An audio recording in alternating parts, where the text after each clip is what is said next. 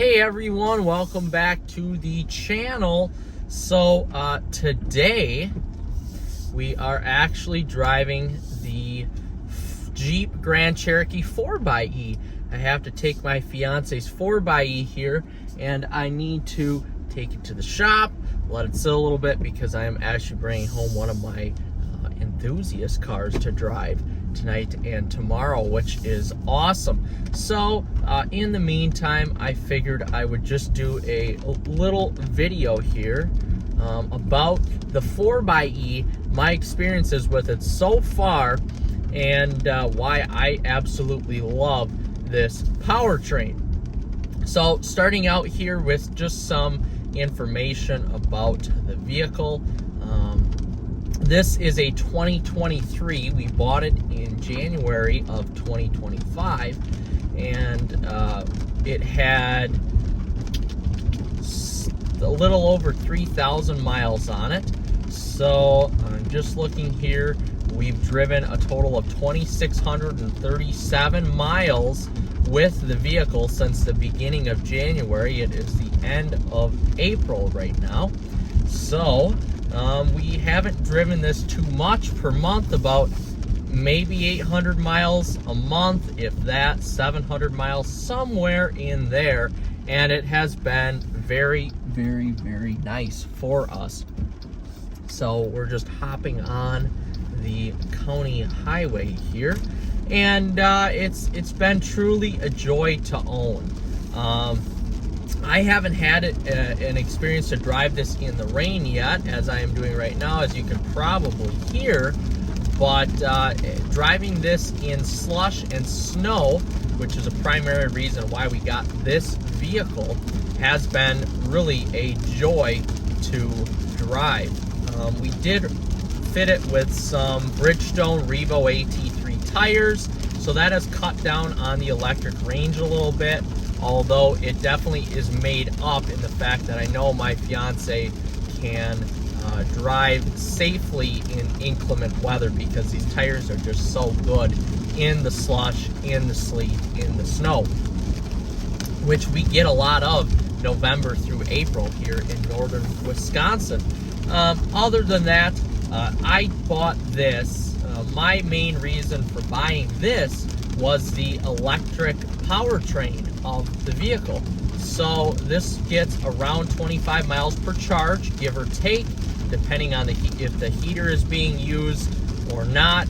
And so far, since we've owned it, on warmer days it does get the advertised mileage, and on cooler days, of course, it doesn't get that advertised mileage.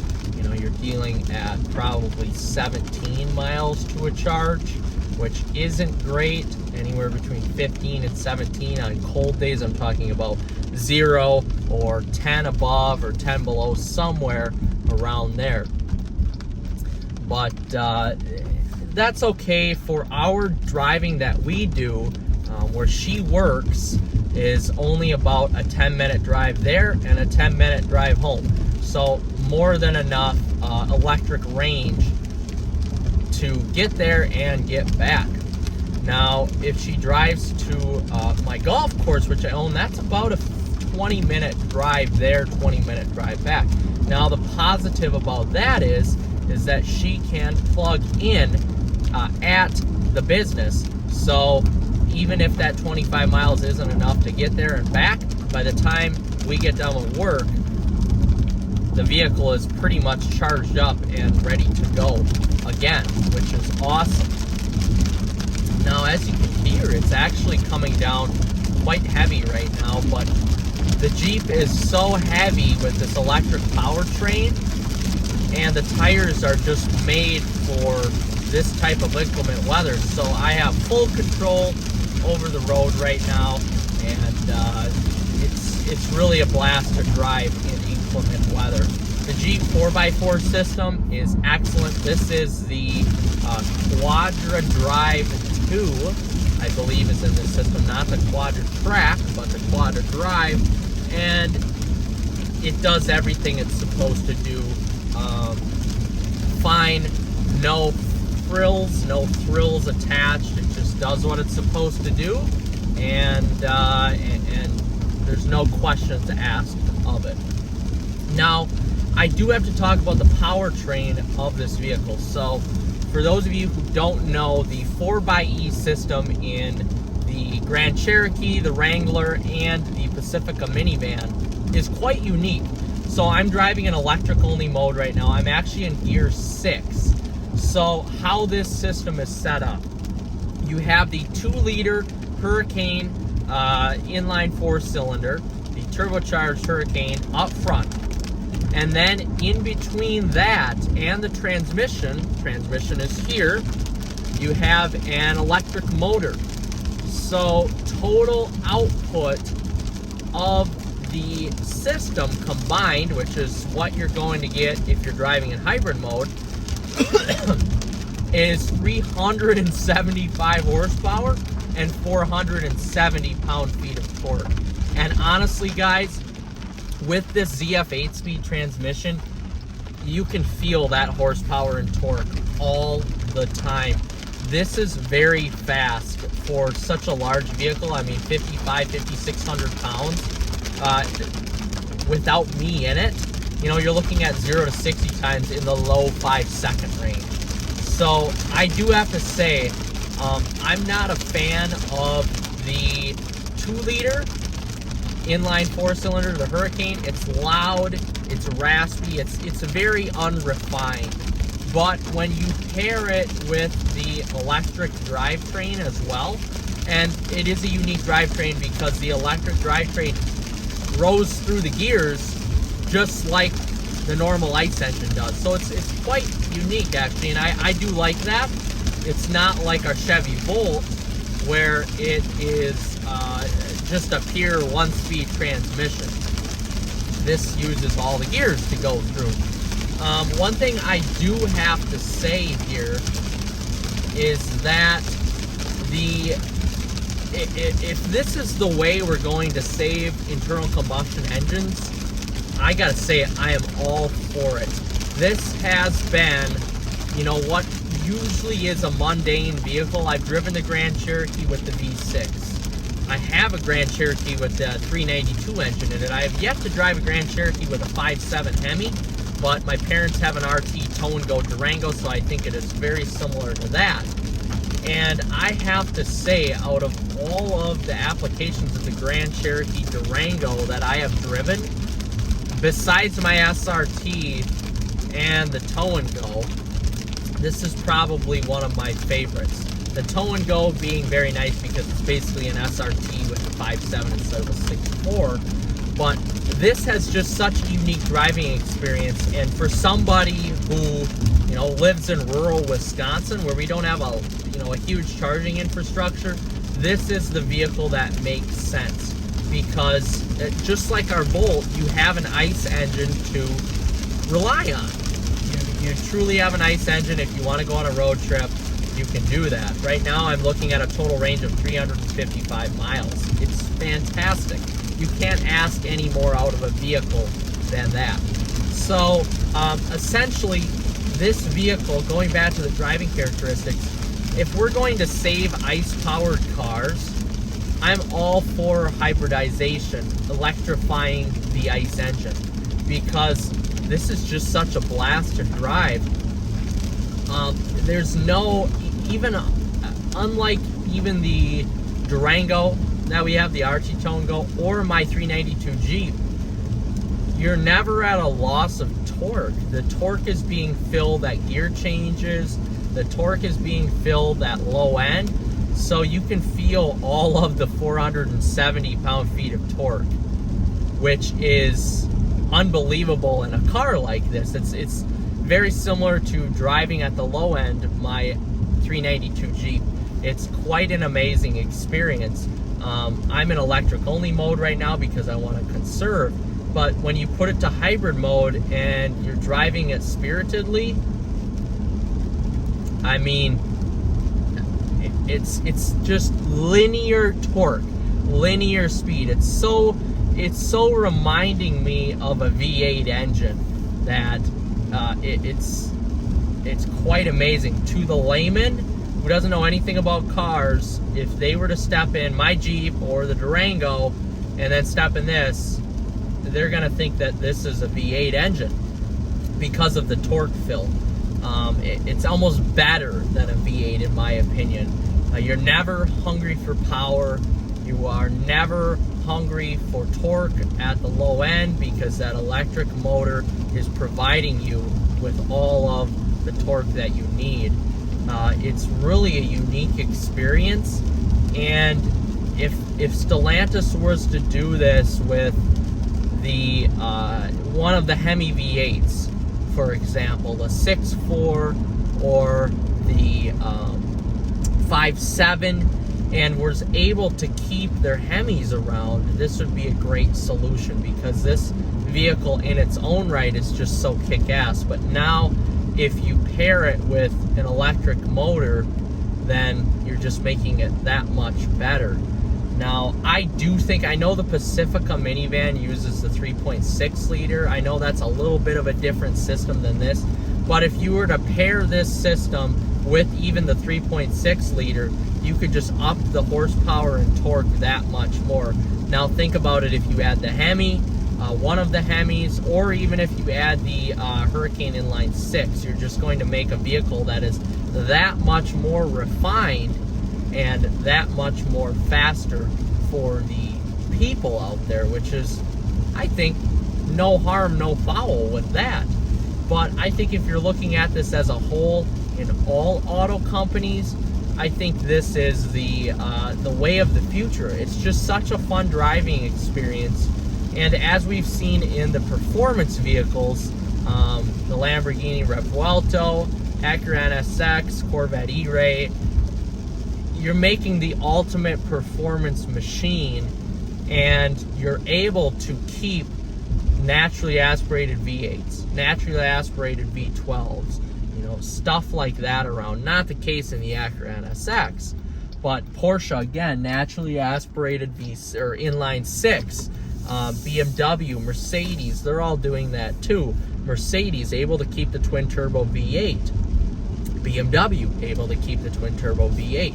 So if this is truly the way of the future, and saving our naturally aspirated engines, or even twin turbo V8s, anyway, if we're able to save V8 engines or even 6s, count me in, because this is an excellent driving experience here.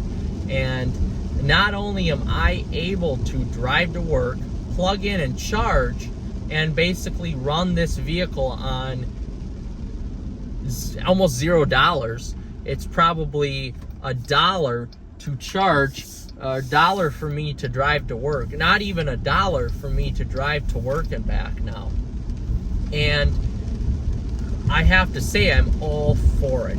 Now, the one thing, as technology gets better, these battery packs are going to get a little bit larger with these vehicles, and that's okay, I guess.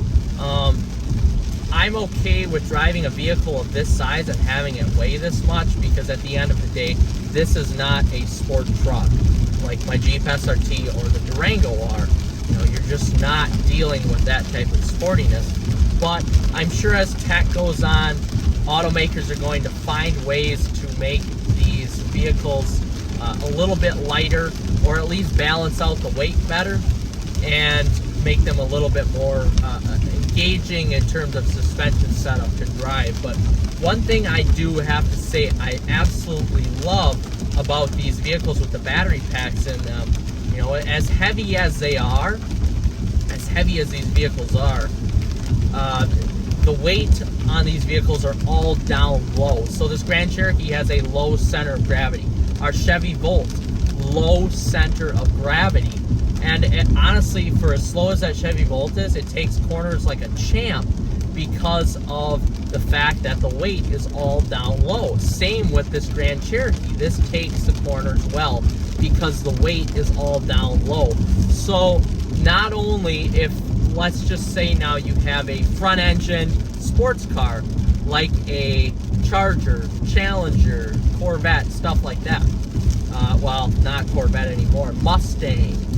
There's really not a lot of them left, to be honest, but let's just say there are cars like that still around. any front drive vehicle, I guess.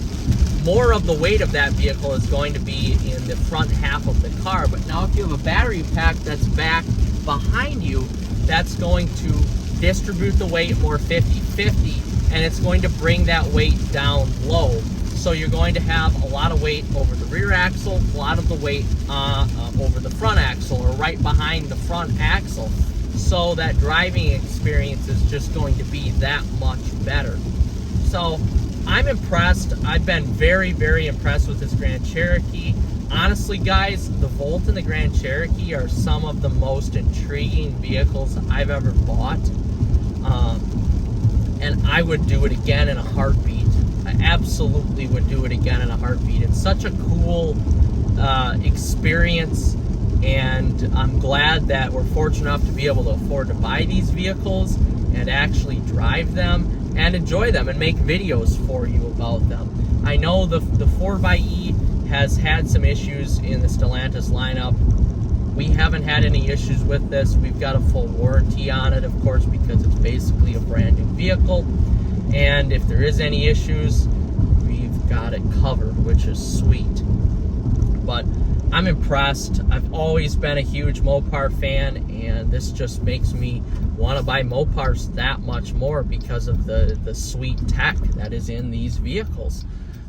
They've really got a good thing going on here. If Stellantis can figure out how to bring the Hemi back and keep these electrified vehicles in their lineup and offer choices for the people, the company will go back to being what they were in the mid-2010s, offering people vehicles that kicked ass between Alfa, Romeo, Fiat, Dodge, Chrysler, Jeep, Ram, Maserati. Back when FCA was in their heyday, we can continue, or if they can continue offering choices like this to people while bringing back the Hemi V8, that company is going to succeed, because what they do really well is design cars. Stellantis' car design is second to none in the auto industry, I think. Out of all the major brands, I think they have the best looking cars on the market, and it's quite impressive to see them. SUVs, sports cars, and I'm talking about all of their vehicles: Maserati, Fiat, Chrysler, Dodge, Ram, Jeep, Alfa. They have the best looking sports cars on the market. The interiors have improved a ton, and it really is, you know, they really make great vehicles, I think. It's not like the mid-2000s Chrysler anymore. It's world-class interiors and design, and I have to say, I truly, truly love it. So I've reached my destination. Let's get out quick here, and let's just take a look at the exterior of the vehicle quick, just so I can show you. But completely silent vehicle. It's just truly fantastic. This is a kick-ass ride, and I'm impressed to be able to drive it and own it and continue to use it. But man, I just have to say, well, as I stepped out of the vehicle, I have the key in my pocket, the engine turned on, which is okay. But this really is a thing of beauty, and it's been a blast to drive. So with that being said, guys, I appreciate you watching. Like and subscribe for more Mopar news and content, and we'll see you in the next one.